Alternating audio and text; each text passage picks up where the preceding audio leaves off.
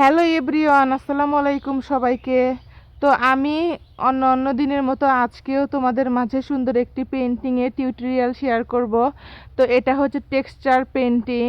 তো যেহেতু আমি আজকে একটু অন্য ধাঁচের পেন্টিং করতেছি, আজকের পেন্টিংয়ের মূল হচ্ছে ফুলটা হবে আমার গোলাপ। তো গোলাপের মধ্যেই আমি আজকে তোমাদের একটা টেক্সচার ফ্লাওয়ার পেন্টিং করে দেখাবো। প্রথমে আমি এভাবে করে টেক্সচারের পেস্টটা দিয়ে এরকম ফ্লাওয়ারের শেপ দিয়ে নিছি এবং আমি একটা লম্বা ক্যানভাস নিছি। এই ক্যানভাসের সাইজটা হচ্ছে 12 বাই 20 এরকমই হবে। তো যাই হোক, এভাবে করে আমি করে নিছি। তারপরে আমি তুলি দিয়ে হালকা হালকা করে এরকম করে সুন্দর করে শেপ দিয়ে নিছি। আর তোমরা চাইলে তোমরা যখন টেক্সচার পেন্টিংয়ের পেন্ট করবা তখন তোমরা খেয়াল রাখবা যে বারবার তুলিটা ভিজিয়ে ভিজিয়ে এরকমভাবে তোমরা এটা করলে অনেক ভালো হবে। তো তারপরে আমি ব্যাকগ্রাউন্ডের কালারে চলে গেছি। ব্যাকগ্রাউন্ডের কালারটা আমি সাদার মধ্যে হালকা একটু কালো দিছি, কালোর মধ্যে হালকা একটু হলুদ দিছি।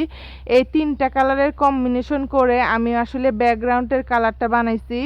তো ব্যাকগ্রাউন্ডের কালারটা করে দেওয়ার পরে তারপরে আমি গোলাপের কালার করে দিছি। গোলাপের মাঝে হালকা হালকা আমি একটু গোলাপি কালার দিছি। তারপরে পাপড়িগুলোতে আমি লাল কালার দিছি এবং গোল্ডেন কালার যে বেলজিয়াম পাউডারটা যে আছে সেটা দিয়ে আমি আউটলাইনটা দিয়ে নিছি।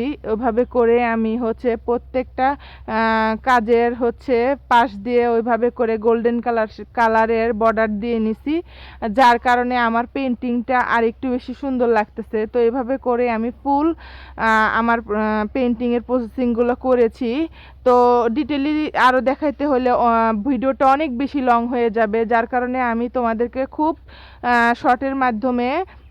শর্ট ভিডিওর মাধ্যমে আমি দেখানোর চেষ্টা করেছি। তারপরে আমি পাতার অংশটাকে হালকা কচি পাতা কালার দিয়ে ডালের ভিতরে পাতার ভিতরে যে ডালগুলো যে বোঝা যায় সেইগুলো করে দিচ্ছি।